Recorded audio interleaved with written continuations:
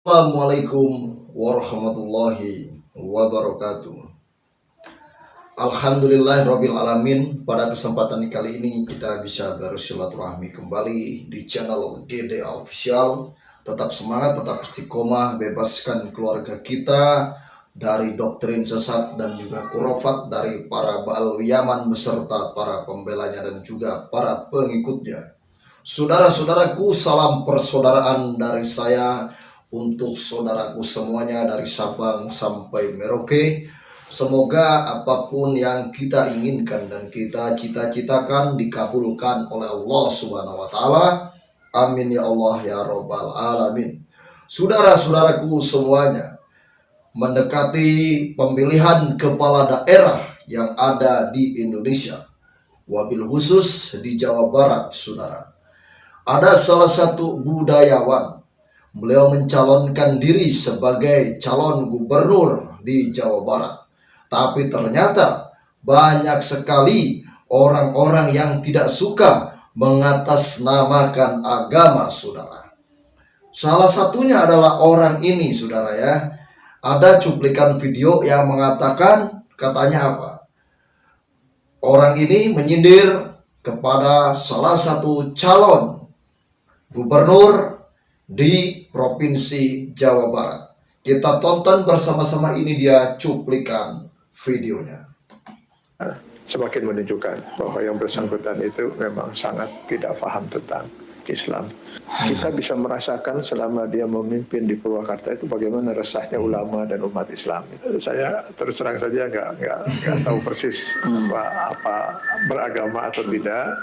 Kalau dia beragama Islam, saya nggak melihat titik-titik keislamannya yang ada, bahkan justru pernyataannya sangat bertolak belakang dengan Islam, terutama untuk di Jawa Barat, karena dari 4 calon yang ada ini, nampaknya ada satu calon yang sudah harus disingkirkan dari pilihan. Singkirkan. Jawa Barat ini dikenal sebagai pusat gerakan Islam. Fanatis terhadap Islam, ini luar biasa Jawa Barat itu. Sehingga saya kira memang patutlah kalau yang memimpin Jawa Barat ini adalah seorang Muslim gitu. Nah, kenapa yang satu ini? Kalau menurut saya yang satu ini, saya nggak tahu agamanya apa, Pak. Saya nggak tahu agamanya apa, karena ada pernyataan yang bersangkutan itu di salah satu buku karangannya itu, agama itu adalah budaya, dan budaya itu adalah agama. Saya yakin orang yang beragama tidak mungkin mengucapkan kalimat seperti ini gitu. Ini di samping pelecehan terhadap agama gitu ya, itu nggak mungkin. Agama itu wahyu dari Allah gitu. Sedangkan budaya itu adalah sesuatu yang berkembang dalam kehidupan sebuah masyarakat. Menyamakan wahyu dengan budaya ya, sudah keterlaluan itu. Sehingga saya merasa ragu dan bertanya-tanya, apakah orang ini beragama gitu ya. Andai kata misalnya dalam KTP-nya tertulis agama Islam misalnya, itu pun nggak masuk akal gitu. Karena seorang Muslim tidak mungkin dia akan melecehkan agamanya. Ya, nggak mungkin rasanya ada seorang Muslim lalu dengan sengaja dia melecehkan agamanya. Dan yang bersangkutan ini sudah sangat sering melakukan pelecehan terhadap agama gitu. Nanti kita tanggapi, saudara. Pelecehan terhadap agama.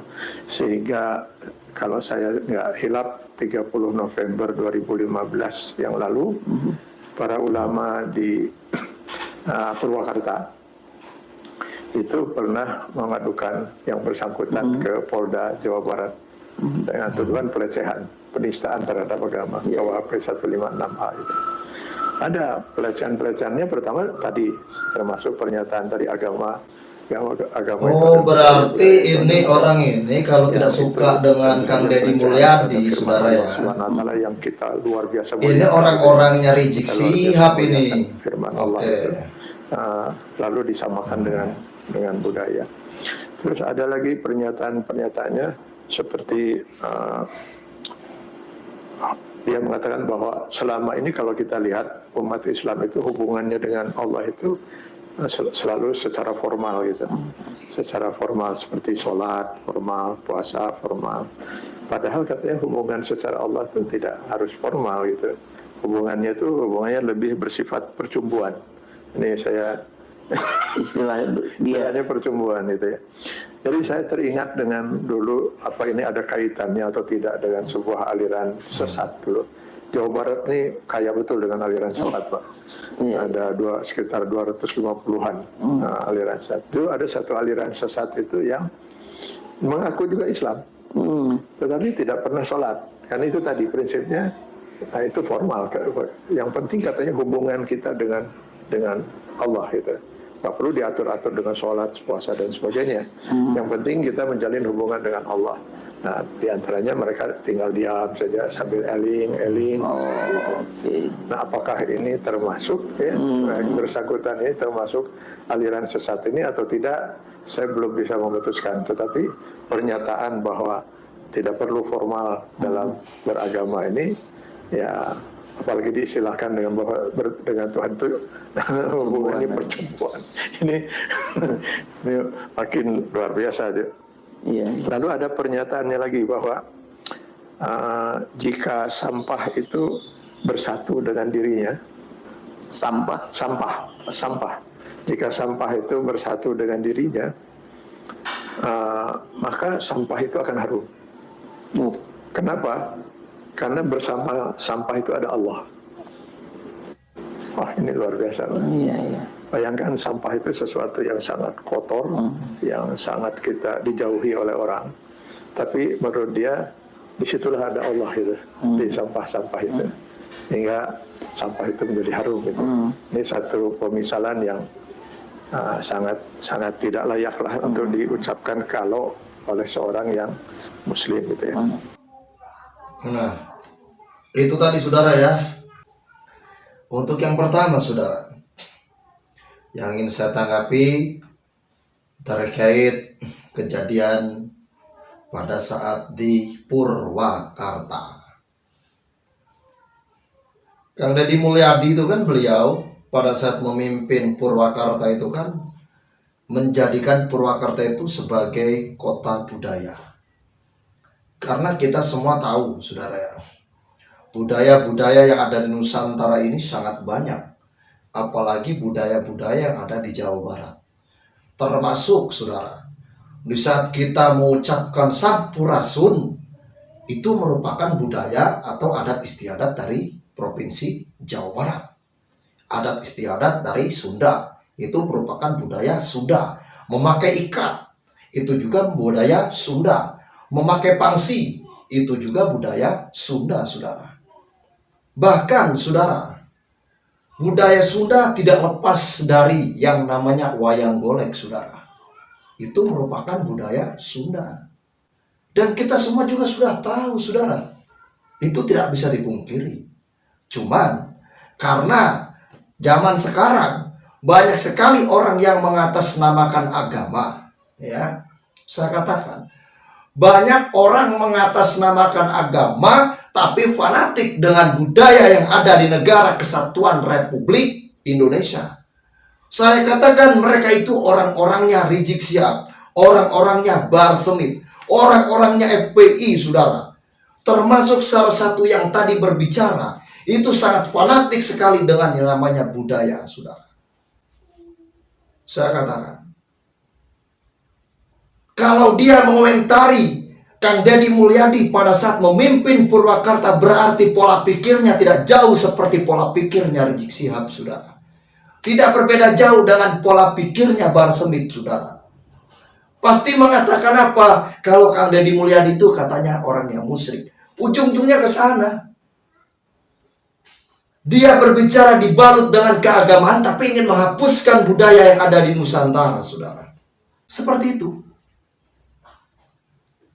Itulah makanya apa? Memanasnya Jawa Barat itu apa? Banyak orang mengaku sebagai ustadz, banyak orang mengaku sebagai kiai, banyak orang mengaku sebagai cucu Nabi Muhammad, tapi apa? Kelakuannya tidak bisa mencerminkan adab dan akhlak seperti yang diajarkan oleh baginda Nabi Muhammad SAW.